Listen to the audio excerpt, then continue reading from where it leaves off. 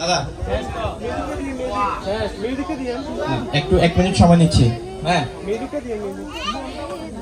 আচ্ছা, প্রদীপ প্রজ্বলনের নিয়মটা বলি। সেটা হচ্ছে আমরা মনে মনে মাকে স্মরণ করব। ইভেন প্রথমে হচ্ছে মায়ের চরণে আমরা 4 বার, 1 2 3 4 4 বার আমরা মাকে প্রদীপ দেখাবো চরণে। 4 বার চরণে প্রদীপ দেখানোর পরে 2 বার নাভি কমলে, মায়ের নাভি কমলে 2 বার প্রদীপ প্রজ্বলন করব।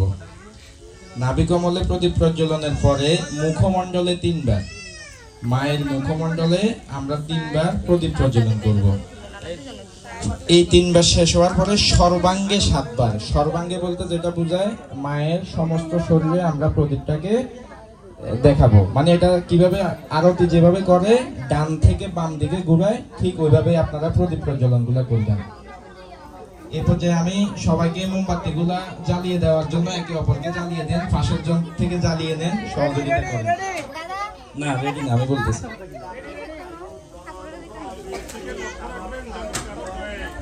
কারো গায়ে যেন না লাগে এটা লক্ষ্য রাখবেন। যখন প্রদীপ প্রজ্বলন শেষ হবে আপনার মোমবাতি ধূপকাঠি আপনি নিভিয়ে ফেলবেন, আমাদের লোক আছে ওরা নিয়ে নিবে।